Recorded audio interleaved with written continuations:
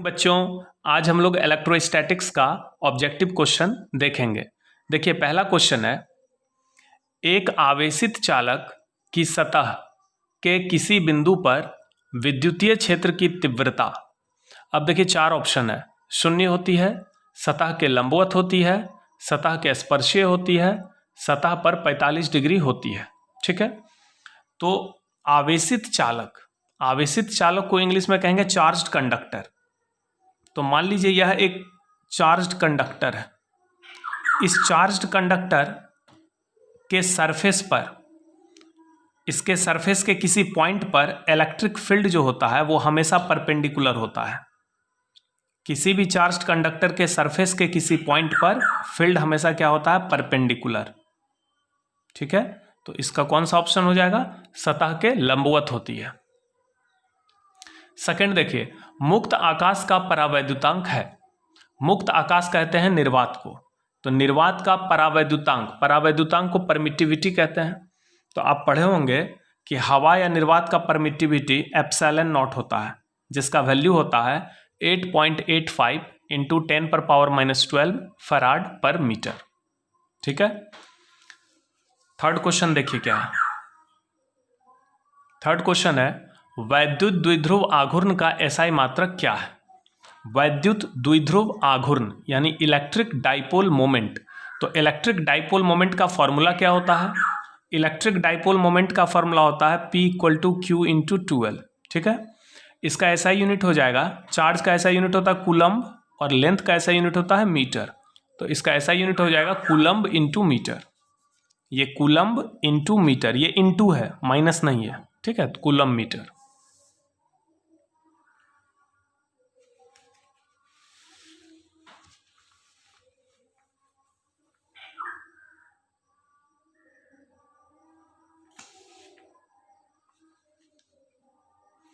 Question number 4 है, ए तथा B बिंदुओं के बीच समतुल्य धारिता होगी, यानी इक्विवेलेंट कैपेसिटी पूछ रहा है। तो यहां पर देखिए, ये दोनों पैरेलल में है, तो 3 माइक्रोफराड और 2 माइक्रोफराड हो जाएगा 5 माइक्रोफराड।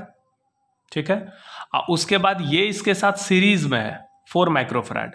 तो 5 माइक्रोफराड और 4 माइक्रोफराड ये सीरीज में होगा। तो सीरीज में कैसे निकालते हैं equivalent capacity? C1 × C2 bye C1 + C2। तो इसका आंसर हो जाएगा 5 × 4 अब बाय 5 + 4, तो 5 + 4 9, 20/9 माइक्रोफराड होगा ये वाला।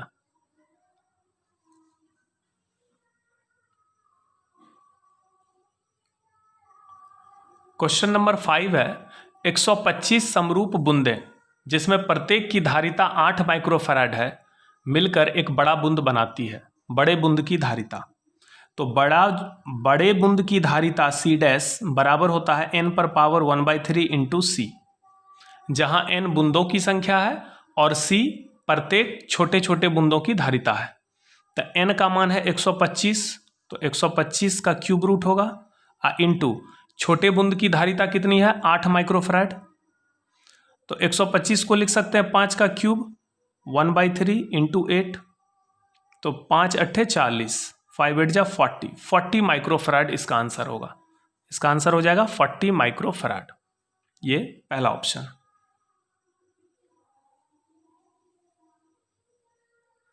यदि गोले पर आवेश 10 माइक्रोकूलम हो तो उसकी सतह पर विद्युतीय फ्लक्स है। गोला एक स्फेयर है, इस पर चार्ज का वैल्यू दिया गया है 10 माइक्रोकूलम। तो सबसे पहले 10 माइक्रोकूलम को हम कूलम बना देंगे, 10 × 10⁻⁻6 कूलम। अब चूंकि इस पर चार्ज है तो इससे फ्लक्स पास होगा, तो फ्लक्स जो पास होगा यानी इलेक्ट्रिक फील्ड लाइन जो पास होगा, तो उसका फॉर्मूला होता है फ्लक्स का Q/ε0। गॉस थ्योरम के हिसाब से कितना फ्लक्स होना चाहिए? Q/ε0। अब देखिए, Q का वैल्यू हो गया 10 × 10⁻⁻6 कूलम बाय ε0। ε0 का वैल्यू होता है 1/36 पाई गुना 10⁻9 फराड पर मीटर। तो ये सॉल्व होकर क्या आ जाएगा? ये 36 पाई ऊपर जाएगा, 10⁻9 भी ऊपर जाएगा, तो 36 पाई 10⁻9 इंटू ये 10⁻1 है और ये -6 है, तो ये -5 हो जाएगा। तो 36 पाई इंटू 10 पर पावर 9 माइनस 5 4।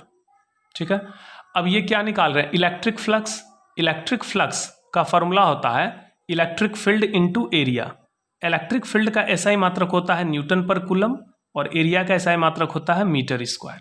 तो ये हो जाएगा 36 पाई इंटू 10 पर पावर 4, ये पहला ऑप्शन हो जाएगा आपका, न्यूटन मीटर स्क्वायर पर कूलम, ये ऑप्शन होगा। क्वेश्चन नंबर 7 है, एक स्टेट कूलम में कितना कूलम होता है।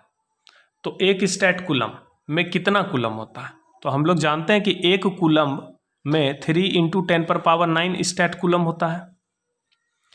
तो अगर इस 3 इंटू 10 पर पावर 9 को इधर ले आए तो इधर क्या बचेगा, 1 स्टेट कूलम। तो 1 स्टेट कूलम बराबर हो जाएगा 1/3 इंटू 10 पर पावर 9 कूलम। इस 10 पर पावर 9 को अगर ऊपर ले जाएं तो इस तरह से 10 पर पावर -9 लिख सकते हैं। नेक्स्ट क्वेश्चन है, धातु के 9 सेंटीमीटर त्रिज्या वाले गोले पर 4 इंटू 10 पर पावर -6 कूलम आवेश दिया गया, आवेशित चालक की ऊर्जा है। देखिए ये क्वेश्चन क्या है, एक गोला है जो मेटल का बना है, धातु का बना है। इस गोले का रेडियस दिया गया है 9 सेंटीमीटर, r बराबर 9 सेंटीमीटर, और इस पर चार्ज है, ये चार्ज स्फीयर है, इस पे चार्ज q का मान है 4 इंटू 10 पर पावर -6 कूलम। कह रहा है इसका एनर्जी बताइए। तो एनर्जी का फॉर्मूला होता है, कोई भी चार्ज्ड कंडक्टर हो या कैपेसिटर हो, उसके एनर्जी का 3 फार्मूला होता है। एक होता है हाफ क्यू भी, एक होता है हाफ सी भी स्क्वायर, एक होता है Q²/2c। तो इस 3 फार्मूला में हम ये वाला फार्मूला लगाएंगे। ठीक है, यहां पर चार्ज पता है, V का मतलब होता है पोटेंशियल, तो पोटेंशियल पहले निकालना पड़ेगा। ये जो चार्ज स्फीयर है इसका पोटेंशियल निकालना पड़ेगा कितना है। तो इसके किसी पॉइंट पर पोटेंशियल का फॉर्मूला कितना होता है, KQ/R। आप देखिएगा एप्लीकेशन ऑफ गॉस लॉ, उसका जो चौथा एप्लीकेशन है उसमें मैंने ये फॉर्मूला बताया। तो KQ/R², K का वैल्यू होता है 9 इंटू 10 पर पावर 9, Q का वैल्यू है 4 इंटू 10 पर पावर -6, R का वैल्यू है 9 सेंटीमीटर, इसको बना दो मीटर, तो 9 हो गया कैंसिल। तो ये हो जाएगा 4 इंटू 9 - 6 3 और ये -2 ऊपर जाके +2 होगा 5, इतना वोल्ट हो गया, पोटेंशियल निकल गया। अब आते हैं एनर्जी पे। तो एनर्जी बराबर होगा हाफ Q इंटू भी, चार्ज इंटू पोटेंशियल। तो चार्ज कितना है 4 इंटू 10 पर पावर -6, पोटेंशियल कितना आ गया 4 इंटू 10 पर पावर 5। तो हो जाएगा, ये कैंसिल होगा, 4 2 जा 8 इंटू 10 पर पावर -1। एनर्जी निकाल रहे हैं तो जूल में आएगा 0.8 जूल, ये इसका आंसर होगा 0.8 जूल। नेक्स्ट क्वेश्चन है, इलेक्ट्रॉन का विशिष्ट आवेश होता है। तो इलेक्ट्रॉन का जो विशिष्ट आवेश है वो क्या चीज होता है। किसी भी चार्ज्ड पार्टिकल, चाहे इलेक्ट्रॉन हो, प्रोटॉन हो, अल्फा पार्टिकल हो, बीटा पार्टिकल हो, किसी भी चार्ज्ड पार्टिकल का विशिष्ट आवेश उसके चार्ज और उसके मास का रेशियो होता है, यानी E/m को हम विशिष्ट आवेश कहते हैं। अब यहाँ पर देखिए कौन सा पार्टिकल है, इलेक्ट्रॉन। तो इलेक्ट्रॉन पे चार्ज कितना होता है, तो इलेक्ट्रॉन का चार्ज होता है 1.6 इंटू 10 पर पावर -19 कूलम बाय, इलेक्ट्रॉन का मास होता है 9.1 इंटू 10 पर पावर -31 kg। जब इसको आप सॉल्व करेंगे तो ये आ जाएगा कूलम पर केजी में 1.8 इंटू 10 पर power 11 coulomb per KG.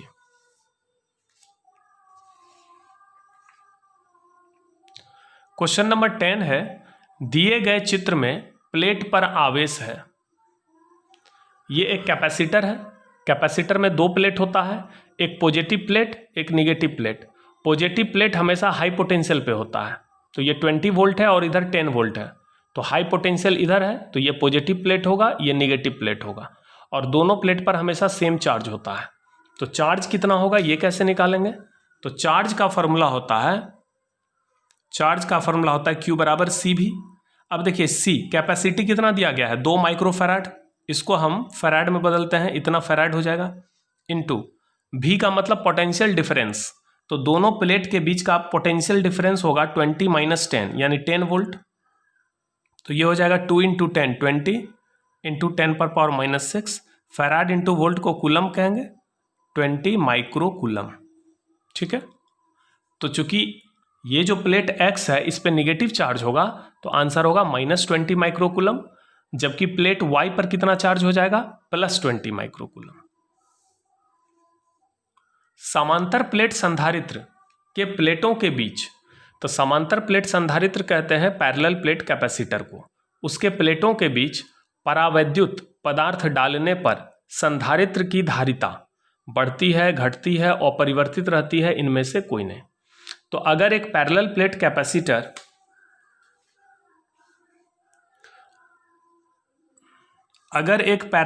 Capacitor के दोनों प्लेट के बीच में हवा हो या निर्वात हो तो उसके कैपेसिटी का फॉर्मूला होता है ε0 A/d। लेकिन अगर इसके बीच में हम कोई डाइलेक्ट्रिक डाल दें, कोई परावैद्युत डाल दें, तो इसका कैपेसिटी हो जाएगा K × C0 यानी K × ε0 A/d। यानी कैपेसिटी क्या होता है, K गुना बढ़ता है, जहां K क्या है, डाइलेक्ट्रिक कांस्टेंट। प्रत्येक डाइलेक्ट्रिक का एक डाइलेक्ट्रिक कांस्टेंट होता है। जो डाइलेक्ट्रिक कांस्टेंट कैसे डिफाइन करते हैं, किसी भी डाइलेक्ट्रिक का परमिटिविटी और एयर का परमिटिविटी, इस रेशियो को हम डाइलेक्ट्रिक कांस्टेंट कहते हैं। तो जब भी हम पैरेलल प्लेट कैपेसिटर के प्लेट के बीच में डाइलेक्ट्रिक डालेंगे तो उसका कैपेसिटी K गुना बढ़ जाएगा। तो यहां पर हम क्या लिखेंगे, बढ़ती है। संधारित्र की धारिता यानी कैपेसिटी जो है कैपेसिटर का, वो क्या होगा, बढ़ेगा।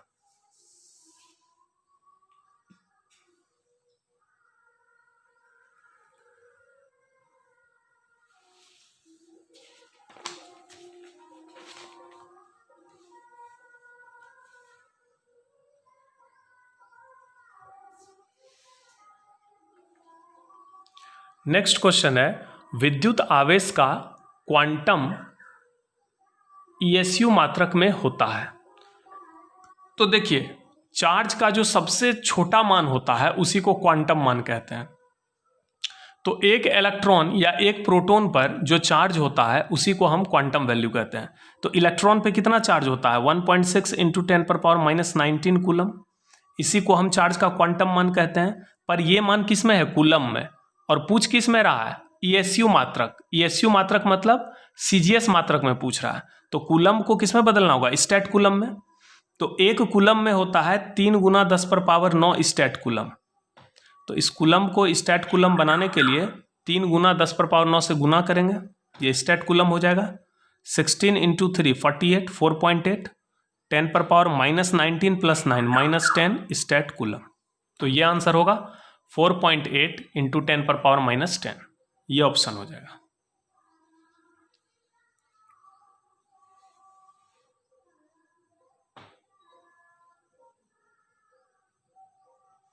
देखिए नेक्स्ट क्वेश्चन है, एकाकी चालक के लिए, एकाकी चालक हो गया सिंगल कंडक्टर यानी अकेला कंडक्टर के लिए निम्न में से कौन सा अनुपात अचर रहता है यानी कांस्टेंट रहता है।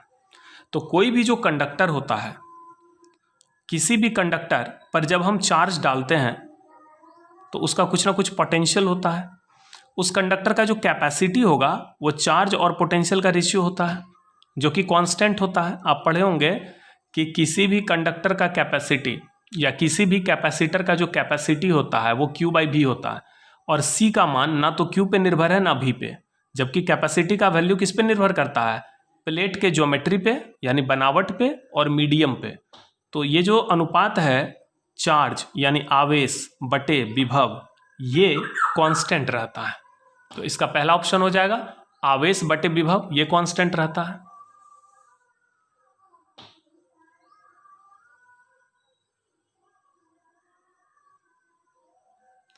नेक्स्ट है, स्थिर विद्युतीय क्षेत्र होता है, ये जो इलेक्ट्रिक फील्ड होता है वो कैसा फील्ड होता है। तो पहला है संरक्षी, दूसरा है असंरक्षी, तीसरा है कहीं संरक्षी तथा कहीं असंरक्षी, चौथा है इनमें से कोई नहीं। तो याद रखिए, इलेक्ट्रिक फील्ड जो होता है वो कंजर्वेटिव होता है यानी संरक्षी होता है, और इलेक्ट्रिक फोर्स भी संरक्षी होता है। समरूप वेग से चलायमान आवेश उत्पन्न करता है। अगर कोई चार्ज, कोई भी आवेश एक समान वेग से चलता है तो कौन सा फील्ड प्रोड्यूस करेगा? तो अगर कोई चार्ज रेस्ट में है तो केवल इलेक्ट्रिक फील्ड पैदा करता है, लेकिन अगर कोई चार्ज मोशन में है, चल रहा है, तो इलेक्ट्रिक और मैग्नेटिक दोनों फील्ड उत्पन्न होता है। तो यहाँ पर इलेक्ट्रिक और मैग्नेटिक फील्ड को एक साथ हम लोग इलेक्ट्रोमैग्नेटिक फील्ड कहते हैं, यानी विद्युत चुंबकीय क्षेत्र। तो पहला ऑप्शन है केवल इलेक्ट्रिक फील्ड, ये गलत होगा। केवल मैग्नेटिक फील्ड, ये भी नहीं होगा। इलेक्ट्रोमैग्नेटिक फील्ड यानी विद्युत चुंबकीय क्षेत्र, ये सही होगा।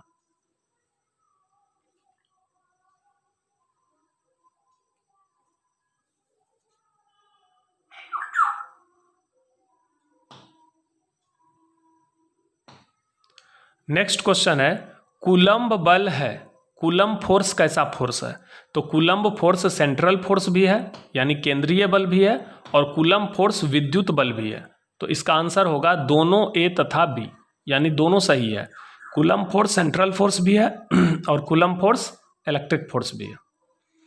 यदि समरूप विद्युत क्षेत्र यानी यूनिफॉर्म इलेक्ट्रिक फील्ड एक्स अक्ष की दिशा में है तो समविभव पृष्ठ होगा। समविभव पृष्ठ को इंग्लिश में कहते हैं इक्विपोटेंशियल सरफेस। तो आप जानते हैं कि ये 3 एक्सिस है, एक्स एक्सिस, वाई एक्सिस और जेड एक्सिस। तो अगर इलेक्ट्रिक फील्ड एक्स एक्सिस के डायरेक्शन में होगा,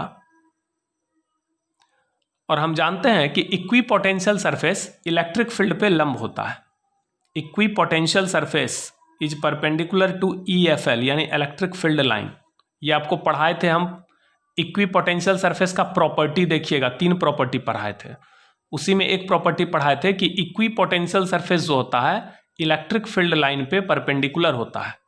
तो यहाँ पर इलेक्ट्रिक फील्ड लाइन किधर है? एक्स एक्सिस के अलोंग। तो इक्विपोटेंशियल सरफेस किधर होगा? YZ प्लेन में। एक्स को छोड़ दो तो क्या बच गया? YZ, क्योंकि YZ पर ही ना ये परपेंडिकुलर होगा। तो ये हो गया आपका इक्विपोटेंशियल सरफेस यानी YZ। तो YZ तल की दिशा में आपका हो जाएगा इक्विपोटेंशियल सरफेस।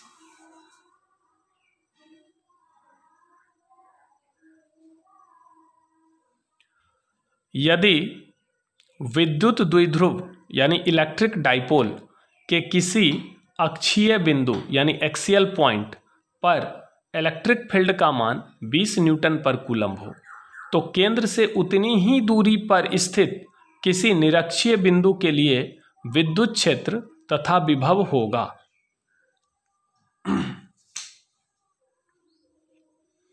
अब देखिए, ये इलेक्ट्रिक डाइपोल है। डाइपोल में क्या होता है? -Q और +Q 2 चार्ज होता है। ये डाइपोल का एक्सियल लाइन है। ये डाइपोल का सेंटर है। सेंटर से मान लीजिए R दूरी पर एक बिंदु है P, और यहां पर इलेक्ट्रिक फील्ड का मान दिया गया है 20 न्यूटन पर कूलम। ठीक है, ये एक्सियल पॉइंट है, अक्षीय बिंदु है। कह रहा है कि निरक्षीय बिंदु यानी इक्वेटोरियल पॉइंट जो होगा, ये परपेंडिकुलर बाइसेक्टर लाइन है। सेंटर से जितने दूरी पर ये एक्सियल पॉइंट है उतने ही दूरी पर एक इक्वेटोरियल पॉइंट है।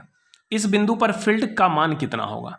तो इस बिंदु पर फील्ड का मान एक्सियल फील्ड का आधा होगा। और फील्ड का डायरेक्शन क्या होगा? एक्सिस का डायरेक्शन होता है माइनस से प्लस चार्ज की ओर।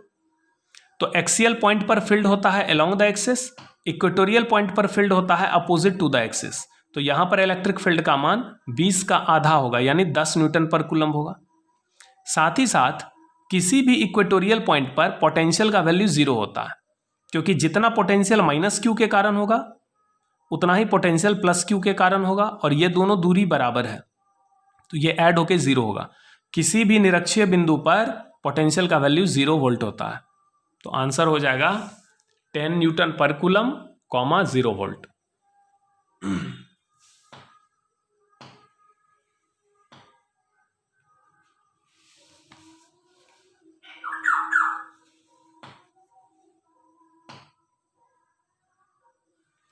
क्वेश्चन नंबर 19 है, दिए गए गोलीय सतह से गुजरने वाले विद्युत फ्लक्स का मान होगा। यह एक गोलीय सतह है, इससे कितना फ्लक्स पास होगा? तो आपने गॉस थ्योरम पढ़ा होगा। गॉस थ्योरम के अनुसार किसी भी गोलीय सतह से या किसी भी बंद सतह से गुजरने वाले फ्लक्स का मान उस बंद सतह के अंदर कुल आवेश का 1/ε0 गुना होता है। तो बंद सतह के अंदर कुल आवेश कितना है, Q1 प्लस Q2, तो इसका 1/ε0 टाइम्स होगा। ये बाहर वाले चार्ज से कोई मतलब नहीं है। समविभव पृष्ठ के किन्हीं दो बिंदुओं के बीच आवेश के स्थानांतरण द्वारा किया गया कार्य होता है।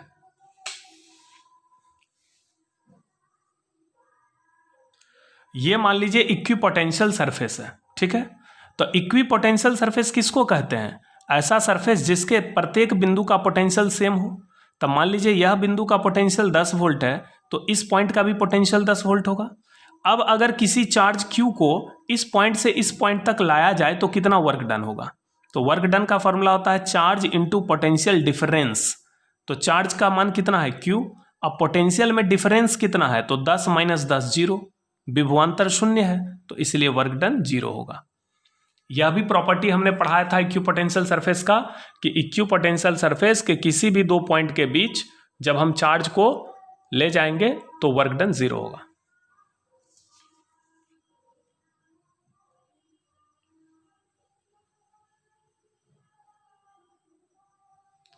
नेक्स्ट क्वेश्चन है, हवा के लिए सापेक्ष परावैद्युतांक यानी परावैद्युत नियतांक, जिसको रिलेटिव परमिटिविटी या डाइलेक्ट्रिक कांस्टेंट कहते हैं, का मान होता है।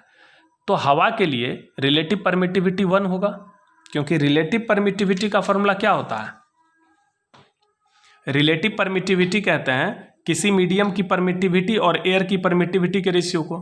तो हवा के लिए जब निकालेंगे तो हवा का परमिटिविटी ε0 बाय हवा का परमिटिविटी, तो ये 1 हो जाएगा। विद्युत क्षेत्र की दिशा किस दिशा में होती है, तो इसका आंसर है कि जिस दिशा में विभव का मान महत्तम दर से घटता है। देखिए इलेक्ट्रिक फील्ड जो होता है, अगर आप इलेक्ट्रिक फील्ड के डायरेक्शन में चलेंगे तो पोटेंशियल घटता है और मैक्सिमम रेट से घटता है, लेकिन अगर आप इलेक्ट्रिक फील्ड के अपोजिट डायरेक्शन में चलेंगे तो पोटेंशियल बढ़ेगा और मैक्सिमम रेट से बढ़ेगा। लेकिन अगर किसी दूसरे दिशा में चलेंगे, मान लो फील्ड इधर है और हम जा रहे हैं इधर, तो फिर पोटेंशियल घटेगा, लेकिन मैक्सिमम रेट से नहीं घटेगा, घटेगा धीरे धीरे घटेगा। तो इलेक्ट्रिक फील्ड का दिशा किधर माना गया, तो इलेक्ट्रिक फील्ड की दिशा वह दिशा होती है जिस दिशा में पोटेंशियल का वैल्यू यानी विभव का मान महत्तम दर से घटता है।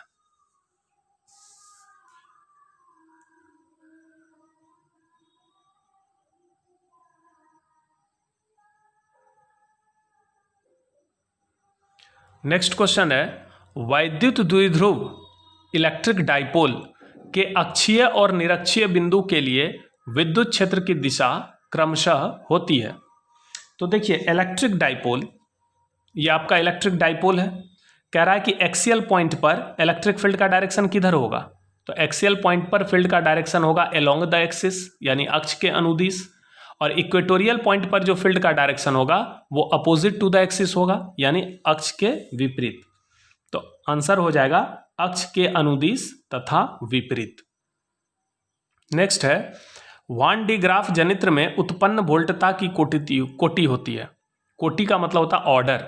तो वान डी ग्राफ जनरेटर में हाई वोल्टेज जनरेट होता है कुछ मिलियन, तो मिलियन कहते हैं 10 लाख, 10 लाख यानी 10⁻6 वोल्ट, ठीक है। तो कुछ मिलियन वोल्ट तक की वोल्टता जनरेट होती है। तो इसका आंसर हो जाएगा, ऑर्डर जब पूछेगा तो 10⁻6 वोल्ट बोलेंगे।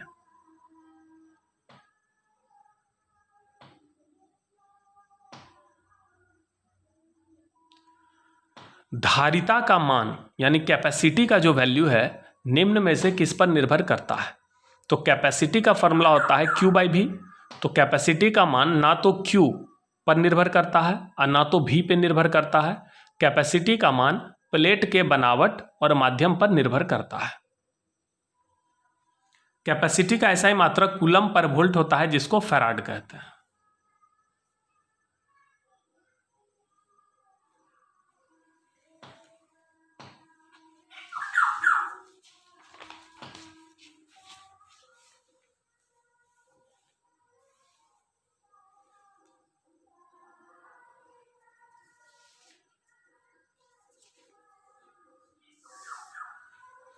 नेक्स्ट क्वेश्चन है, परावैद्युतांक यानी परमिटिविटी का विमा है। तो परमिटिविटी का डायमेंशन आप कौन से फॉर्मूला से निकालिएगा, तो एक फॉर्मूला आपको पता होगा कूलम फोर्स का, F = 1/4 4 pi epsilon naught Q1 Q2 by R square. इस फॉर्मूला से एप्सिलॉन नॉट को आप यहाँ पर लिखिए और F को नीचे लाइए और एप्सिलॉन नॉट का डायमेंशन मिल जाएगा। एम्पियर सेकेंड निम्न में से किसके बराबर है? तो एक फॉर्मूला होता है चार्ज बराबर करेंट इंटू टाइम, Q बराबर IT होता है।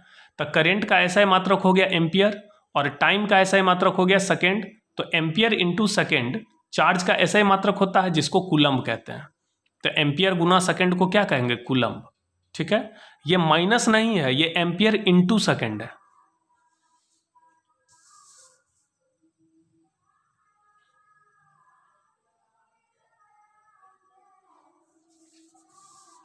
विद्युत क्षेत्र का ऐसा ही मात्रक है। तो इलेक्ट्रिक फील्ड का फॉर्मूला होता है फोर्स पर यूनिट चार्ज, यानी न्यूटन पर कूलम्ब होगा या वोल्ट पर मीटर होगा। विद्युत विभव का ऐसा ही मात्रक है। तो पोटेंशियल का ऐसा ही मात्रक होता है जूल पर कूलम्ब यानी वोल्ट, क्योंकि पोटेंशियल का फॉर्मूला होता है work done per unit charge, तो वर्क का हो जाएगा जूल और चार्ज का कूलम्ब। परावैद्युतांक का ऐसा ही मात्रक है। तो परमिटिविटी का ऐसा यूनिट कहाँ से निकलेगा? फार्मूला से निकलेगा।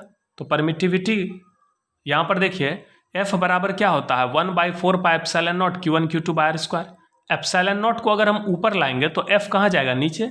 अब सबका ऐसा यूनिट डालो, coulomb into coulomb, coulomb square. अब फोर्स का हो जाएगा न्यूटन मीटर स्क्वायर।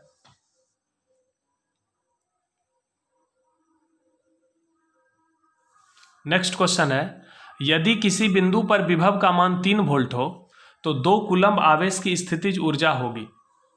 मान लीजिए किसी पॉइंट पर पोटेंशियल का वैल्यू है 3 वोल्ट। तो यहाँ पर अगर कोई चार्ज रखें 2 कूलम्ब का तो उसका एनर्जी कितना होगा? तो किसी भी चार्ज का एनर्जी होता है Q इंटू V। तो Q कितना है? 2 कूलम्ब और V कितना है? 3 वोल्ट। तो आंसर हो जाएगा 6 जूल, क्योंकि 3 वोल्ट का मतलब होता है 3 जूल पर कूलम्ब। देखिए 3 वोल्ट का मतलब क्या होता है? 3 जूल पर कूलम्ब। इसका मतलब हो गया कि 1 कूलम्ब चार्ज का पोटेंशियल एनर्जी 3 जूल है, तो 2 कूलम्ब का कितना हो जाएगा? 6 जूल।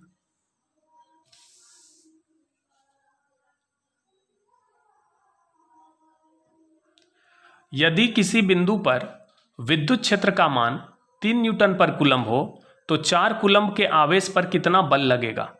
तब इलेक्ट्रिक फील्ड का वैल्यू है 3 न्यूटन पर कूलम्ब, यानी 1 कूलम्ब चार्ज पर 3 न्यूटन का बल लगेगा।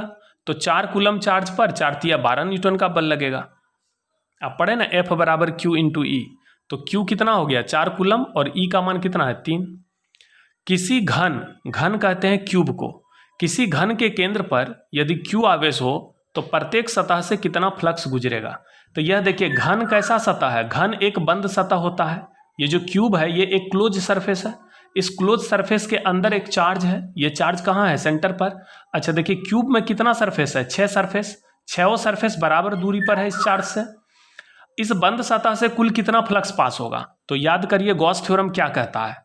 किसी भी बंद सतह से गुजरने वाले कुल फ्लक्स का मान उसके अंदर कितना चार्ज है उसका 1/ε0 गुना होता है।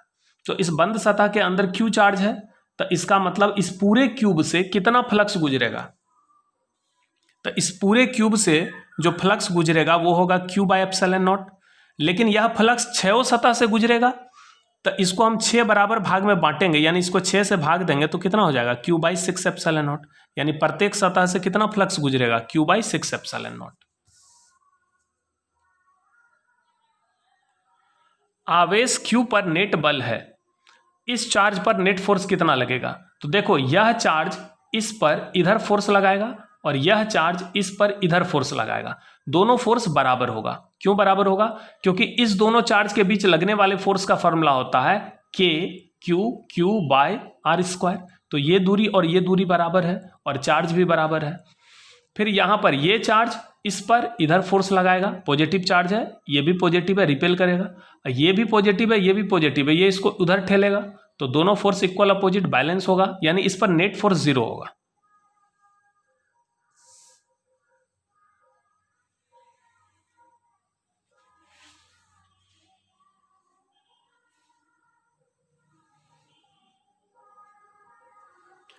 नेक्स्ट क्वेश्चन है, एक दिए गए कैपेसिटर के लिए कौन सा अनुपात कांस्टेंट रहता है, यानी नियत रहता है?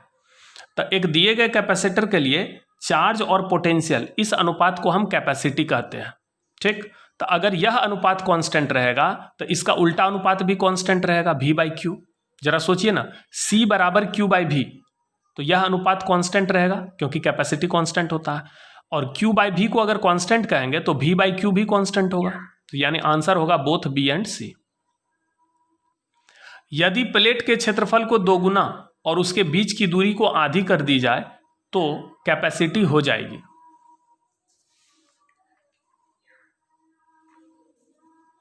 तो कैपेसिटी का फॉर्मूला होता है epsilon not A by D. अब कह रहा एरिया को डबल करने, तो A के जगह हम क्या करेंगे 2A, और ये कह रहा प्लेट के बीच का जो दूरी है इसको आधा करने, तो D के जगह D बाई 2 करेंगे, तो ये बाई 2 कहाँ जाएगा ऊपर, तो 2 इंटू 2 कितना हो जाएगा 4 epsilon not A by D, यानी कैपेसिटी कितना गुना बढ़ गया 4 गुना।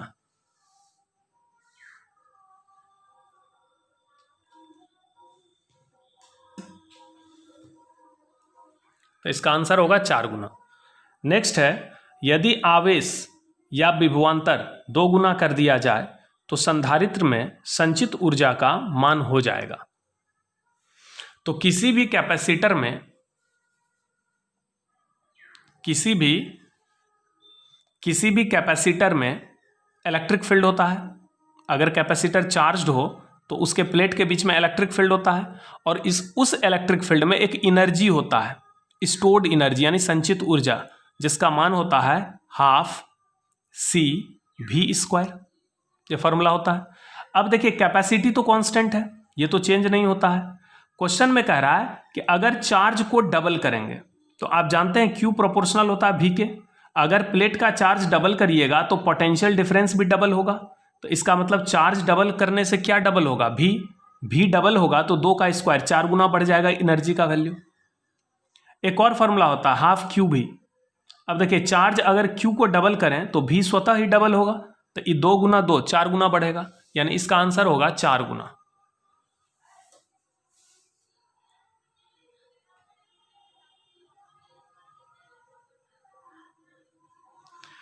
यदि एक आवेशहीन वस्तु का मतलब न्यूट्रल ऑब्जेक्ट से 10 पर पावर 6 इलेक्ट्रॉन निकाल दिया जाए तो उस पर आवेश होगा।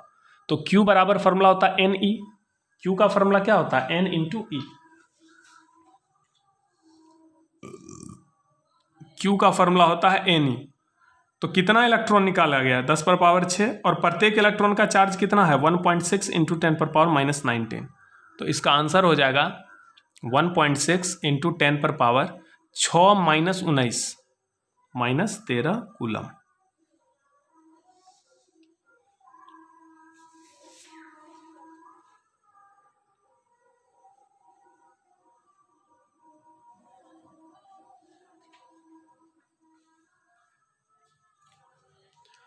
नेक्स्ट क्वेश्चन है, 2 गोले यानी 2 स्फेयर है जिनकी त्रिज्या 10 सेंटीमीटर तथा 40 सेंटीमीटर है का पृष्ठीय आवेश घनत्व बराबर है, यानी सरफेस चार्ज डेंसिटी बराबर है।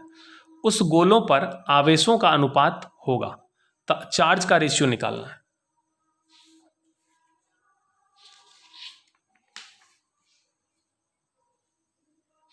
तो ये मान लीजिए 2 स्फेयर है, एक छोटा स्फेयर है एक बड़ा स्फेयर है, ठीक है। एक का रेडियस R1 है जिसका मान है 10 सेंटीमीटर, और दूसरे का रेडियस R2 है जिसका मान है 40 सेंटीमीटर। एक पर चार्ज का वैल्यू है Q1 और दूसरे पर चार्ज का वैल्यू है Q2। मान लीजिए अब दोनों का सरफेस चार्ज डेंसिटी बराबर है, यानी सिग्मा। तो पहले गोले का पृष्ठीय आवेश घनत्व σ1 बराबर है दूसरे गोले के पृष्ठीय आवेश घनत्व σ2 के। अब सिग्मा का फॉर्मूला होता है चार्ज पर यूनिट एरिया। तो इस गोले पर कितना चार्ज है Q1, इस गोले का सरफेस एरिया कितना होगा 4 पाई r²। तो रेडियस R1 है तो R1², σ2 का वैल्यू होगा charge by area 4 pi r2²। अब देखो 4 पाई हो गया कैंसिल, तो हो जाएगा Q1, इस Q2 को नीचे डाल दो, Q1 बाई Q2 बराबर होगा, ये R1² को ऊपर करो, R1² बाय R2², इसका मतलब R1 बाय R2 का होल स्क्वायर। तो R1 है 10 और R2 है 40, तो 10 सेंटीमीटर बटे 40 सेंटीमीटर का होल स्क्वायर। तो ये 1/4 का स्क्वायर कितना हो जाएगा? 1/16। तो आंसर हो जाएगा 1:16। किसी आवेशित चालक के प्रत्येक बिंदु पर विभव का मान, तो कोई भी जो चार्ज्ड कंडक्टर होता है उसके प्रत्येक बिंदु पर पोटेंशियल का वैल्यू सेम होता है, याद रखिएगा। ठीक है, तो ये आपका ऑब्जेक्टिव क्वेश्चन कंप्लीट हो गया इलेक्ट्रोस्टैटिक्स का। नेक्स्ट क्लास में हम लोग करंट इलेक्ट्रिसिटी का ऑब्जेक्टिव क्वेश्चन देखेंगे। Thank you.